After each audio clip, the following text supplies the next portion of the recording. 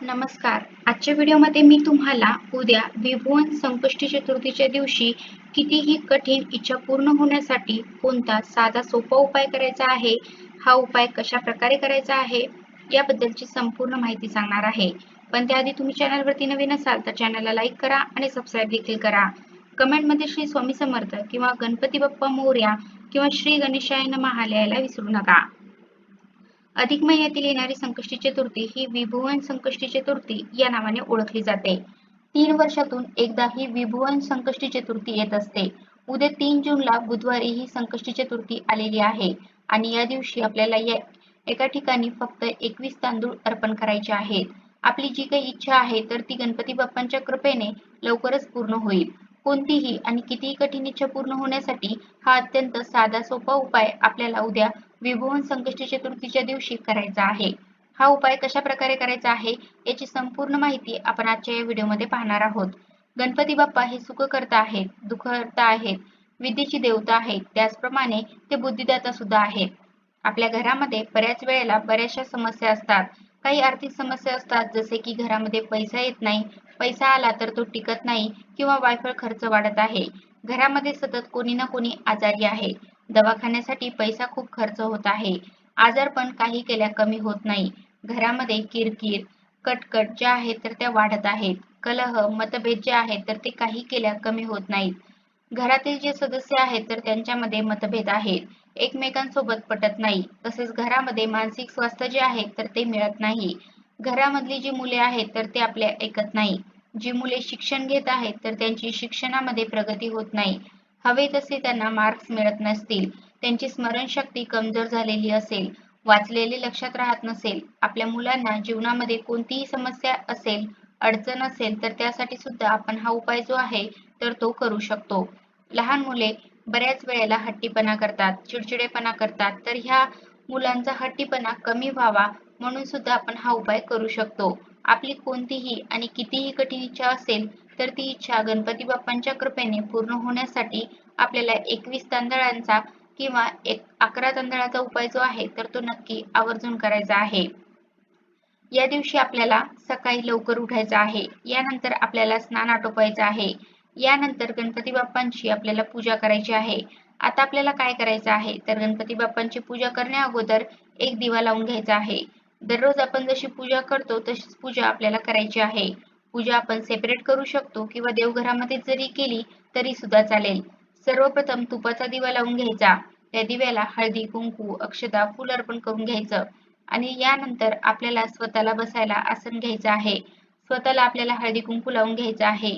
यानंतर गणपती बाप्पांची आपल्याला विधिवत पूजा प्रथम करून घ्यायची आहे. गणपती बाप्पांची मूर्ती असेल तर त्या मूर्तीला आपल्याला एका तामणामध्ये तांदूळ ठेवून त्यावरती ठेवायचे आहे आणि पंचामृताचा किंवा दुधाचा आणि काही शक्य झालं नाही तर आपल्याला स्वच्छ पाण्याचा अभिषेक करून घ्यायचा आहे. आणि हा अभिषेक करताना ओम गण गणपतये नमः, ओम गण गणपतये नमः तर हा मंत्र म्हणत आपल्याला हा अभिषेक करायचा आहे. यानंतर ही मूर्ती आपल्याला कोरडी करायची आहे आणि जागेवरती ठेवायची आहे. त्यानंतर मूर्तीला आपल्याला हळदी कुंकू लावायचं आहे. अक्षता अर्पण करायच्या आहेत. त्यानंतर आपल्याला फुले अर्पण करायची आहेत. शक्य झालं तर लाल जास्वंदीची फुले अर्पण करायची आहेत. दुर्वा अर्पण करायचे आहेत आणि गूळ खोबऱ्याचा नैवेद्य आपल्याला ठेवायचा आहे.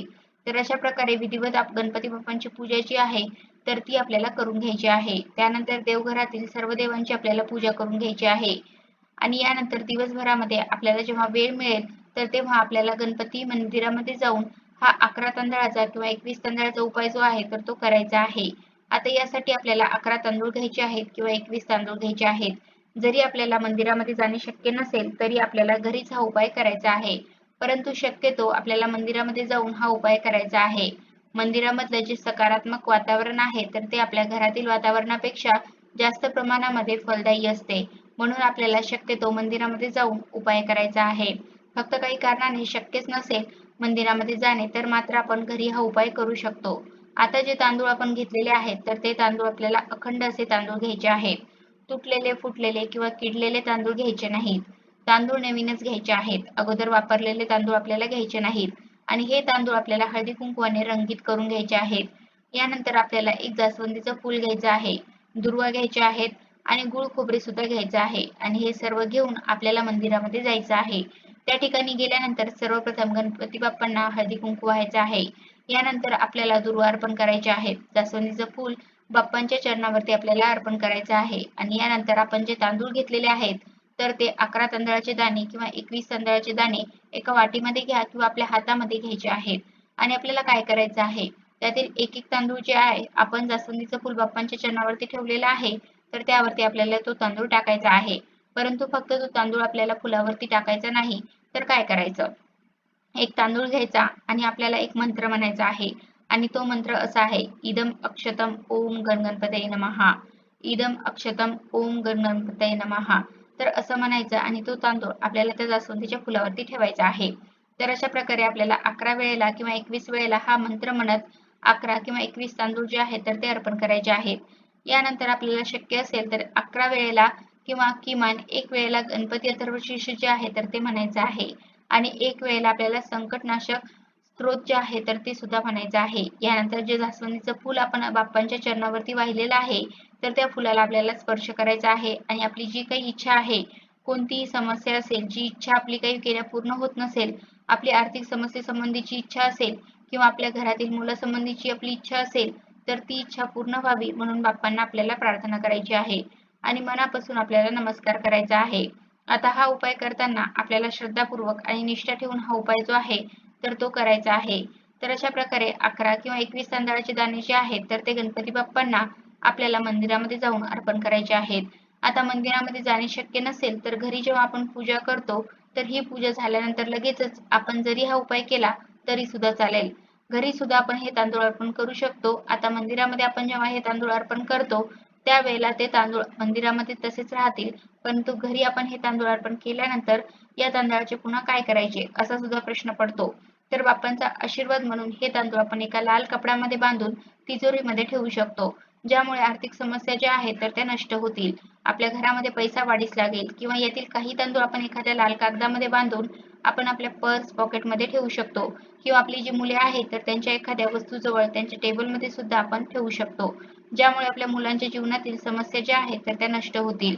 म्हणजे आपल्या समस्येनुसार आपल्याला हे तांदूळ आपल्या घरामध्ये ठेवायचे आहेत.